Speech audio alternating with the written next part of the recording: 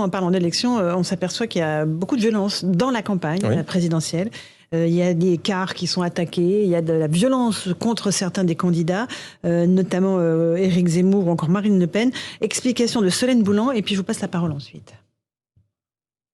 C'est à quelques rues du meeting d'Éric Zemmour à Lille que près de 1000 manifestants ont protesté samedi contre sa venue.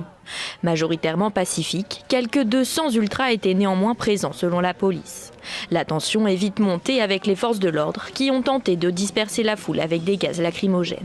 Pour le ministre de l'Intérieur, la liberté et la sécurité des individus sont une priorité. En démocratie, on accepte que les gens qui critiquent la démocratie puissent parler. Donc le travail des policiers et des gendarmes, et c'est mon travail de ministre de l'Intérieur, c'est de faire que les choses se passent au mieux. Que les gens qui veulent manifester contre M. Zemmour puissent le faire, dans des conditions acceptables de sécurité, et que les gens qui veulent aller au meeting de Zemmour puissent le faire. À Marseille, vendredi soir, des militants du RN ont été pris à partie non loin du Vélodrome. Le bus quittait la cité phocéenne en direction de Reims lorsqu'il a été caillassé par des individus. Présent à bord du bus, ce militant témoigne. C'était un peu comme, comme si des gros grêlons nous tombaient sur le bus. Quand on était à l'intérieur, on était tous paniqués. Je me suis dit, espérons que les vitres du bus tiennent parce qu'elles étaient déjà bien cassées. Le conducteur du bus a été blessé. Le militant du Rassemblement national a quant à lui décidé de porter plainte. Gabriel Cluzel, il y a une violence qui s'invite dans la campagne, qui s'invite dans les manifestations, mais aussi lors des meetings, des déplacements des candidats. Oui, moi je trouve que Gérald Darmanin a une parole bien faible sur ces sujets-là parce que c'est quand même extrêmement préoccupant que deux candidats ne puissent pas aujourd'hui mener campagne, qu'on soit d'accord avec eux ou pas, correctement, sans être à chaque fois agressés. Parce que c'est toujours les mêmes. Parce que on dit, alors ce qui est très paradoxal, c'est que eux, les manifestants se présentent comme le camp des gentils face au camp de la haine et des méchants, mais c'est quand même eux qui tapent, qui insultent, qui éructent. Et en revanche, je remarque que le communiste Fabien Roussel a pu faire son meeting tranquillement. Les groupes fascistes contre lesquels, ou néo-nazis contre lesquels Gérald Darmanin nous met en garde toute la journée, eux n'étaient pas là. Alors on va finir par se demander s'ils existent réellement. Je remarque qu'il a voulu quand même faire quelque chose une fois, là, récemment, sur un groupe d'Antifa. Et Nantes révolté, il a dit, quand même, on va les dissoudre. On va les dissoudre. Oh là là, ça a été la levée de bouclier. D'ailleurs, c'était assez intéressant parce qu'on a vu toute une élite d'ultra-gauche qui s'est élevée. Tout d'un coup, ils étaient parés de toutes les vertus. Il fallait pas les dissoudre. Et je suis curieuse et attentive sur la suite parce que là aussi, on parlait d'impuissance du gouvernement. J'ai l'impression qu'il est tout à fait impuissant et c'est proprement insupportable. Et vous parliez de ce bus. Alors là, on a les deux parties. Il y a les Antifa du côté de Zemmour, mais du côté du bus de Marine Le Pen, en fait, ils sont passés devant le Vélodrome en quittant Marseille, et c'est semble-t-il plutôt des jeunes des quartiers qui ont vu que c'était pas prémédité, mais ils ont sauté dessus. Donc ils ont été exactement, bloqués. ils ont cassé les vitres et ils ont blessé le chauffeur, ce qui est quand même gravissime. Commissaire Lebars, ça aussi c'est un sujet d'inquiétude. Mais d'inquiétude, et d'abord c'est inacceptable, premier point. Enfin, moi, en tant que policier ou en tant que citoyen, je suis choqué que le maire d'une grande ville dise qui a le droit ou pas le droit de venir s'exprimer dans une campagne. Je ne comprends pas ce climat-là. Qu'est-ce qui se passe le samedi ?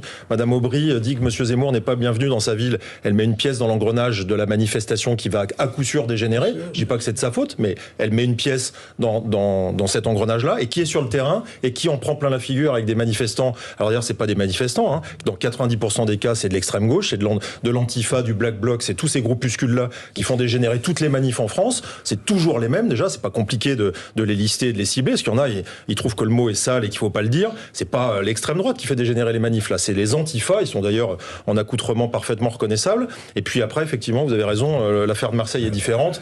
C'est des jeunes de quartier qui tiennent d'ailleurs des propos, j'ai pas tout entendu, mais des propos un peu particuliers, des propos de haine et de racisme, parce qu'on imagine le sujet dans l'autre sens. Je pense qu'on en aura entendu parler un peu plus longtemps. Mais moi, ce que je vois, c'est que... Ils sont traités de sale blanc. Voilà. C'est tous les samedis, à cause de comportements politiques pour les uns irresponsables dans les manifestations. De toute façon, derrière tout ça, c'est toujours de la politique. On est à outrance utilisés pour gérer des manifestations qui n'en sont plus, parce qu'en fait, c'est des cortèges de violence, gendarmes ou policiers, et on se retrouve avec une opinion publique qui, à juste titre, a l'impression que c'est le chaos en France, même si c'est pas le cas, faut pas exagérer, mais ça commence à être tendu, à fortiori, puisqu'ils ne voient que ça. Donc, on a le reproche de ne plus être une police du quotidien, de ne plus être une police de proximité. On est utilisé à tort et à raison par une partie d'une classe politique qui elle-même n'a pas de bonne conscience et de bonne morale pour faire en sorte que la police soit... On va jamais en sortir. Donc, il y a un moment, il faut nous laisser aussi dans notre cœur de métier. Il faudrait que chacun assume ses responsabilités. C'est pas la police qui va tout gérer, encore moins les dérapages d'élus qui font en sorte que la campagne dégénère. Je vous passe les manifestations ailleurs où des élus sont agressés, où on est maintenant en situation de protection des élus. Dans quel pays on va imaginer qu'on aura assez de policiers et de gendarmes pour protéger tous les élus ? Comment on va faire pour faire tenir la République ? Il faut qu'à un moment, les messages au niveau de la justice soient très sévères et qu'on élimine de la société ceux qui commettent ce type d'action. Alors, Christian Proto ? Oui, malheureusement, la proximité de grands événements comme cela, comme les élections, font que tous les antis finissent par se retrouver. Alors, en ce moment, il y a des antis de tout. Mais en matière politique, il ne faut pas oublier qu'il y a eu pendant longtemps dans les campagnes électorales, avec les comités de différents partis, il y a toujours eu des violences entre les colleurs d'affiches et autres. Là, on assiste à quelque chose qui est beaucoup plus désagréable, c'est-à-dire que on ne veut pas qu'un événement se produise et on considère que on défend une idée et que venir afficher cette idée en empêchant celui dans le cadre démocratique qui vient s'exprimer, en l'empêchant de s'exprimer, on est plus démocratique que lui, ce qui est quand même un paradoxe. Voilà. C'est un argument de façade. Vous disiez, Jean-Claude, tout à l'heure, sur un tout autre sujet, les politiques comprennent que tout n'est pas permis.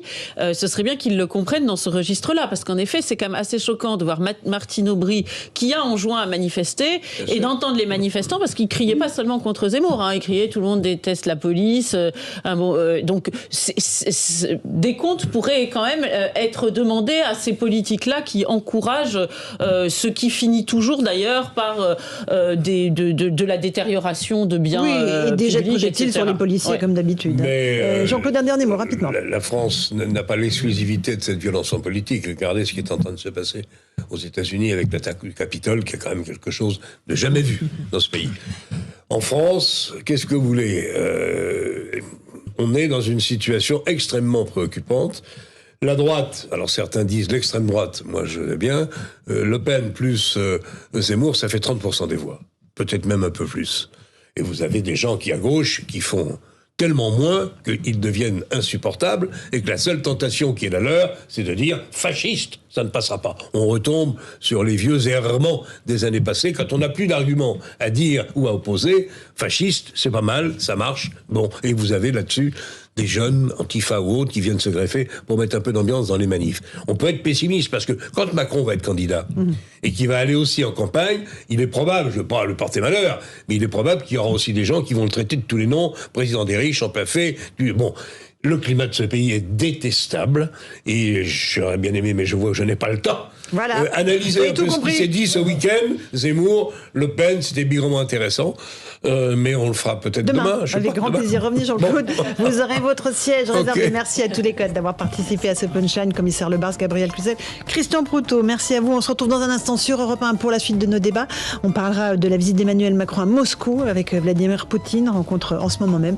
Et puis sur Punchline, sur CNews, c'est Christine Kelly et ses invités pour Face à l'info. Bonne soirée sur nos deux antennes.